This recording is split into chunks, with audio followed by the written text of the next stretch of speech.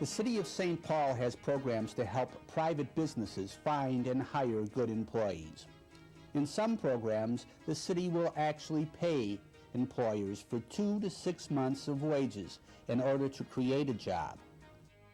Job developers visit to explain the financial incentives available to employers. Here, Bob Lowell visits the St. Paul Classics Company, which builds and services classic cars and other automobiles. It is one of the 400 businesses which has used the Meade wage subsidy program. The purpose of the program, as I understand it, though, is for a business like mine that's growing, where I'm adding people. If I hire an employee through the Meade program, I get a subsidy or a check every 2 weeks for a portion of that person's salary. And if I keep the person for a year after the training program, or a total of 18 months, then that subsidy becomes a gift, a grant. It's not that I can't let an employee that's not doing their job well go, but it's to protect the Meade program from, me getting part-time help, for a peak period. If for some reason I choose to lay the person off or can't use them or whatever, then it's treated as a loan, and I'd have to pay that back. It's just a godsend to a small business that's struggling with growing and cash flow problems and all that happens when a business is first starting out. It can cut my payroll by half to 2/3. So it's a great help. Yes, I've gotten very good people. To date, I don't believe I've let anyone go because they couldn't do the job that I wanted them to do. There have been people who've left for a better job, or they've moved, or whatever, but that's been the only reason for letting anybody go so far. Sue's been just fantastic, and we've gotten referrals directly from Meade, and also as an employer, I get to screen people myself and refer them to the Meade program. The people are good, they're conscientious. I think we're getting people here who want to prove themselves and who want to do a good job. NPC Electronics, owned by Greg Herrick, is one of the 500 businesses that has received funds for on-the-job training of new employees.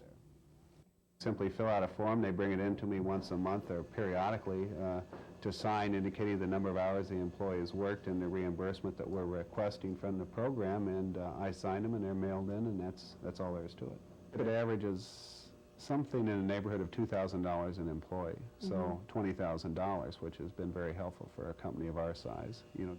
Before we place any ads or before we go to job service or anybody else, I've made it mandatory that we call OJT.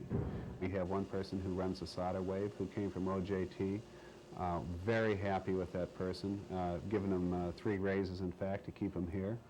If an employee just simply isn't right for the job, we say, this isn't quite right, and, can you find a spot for this employee somewhere else?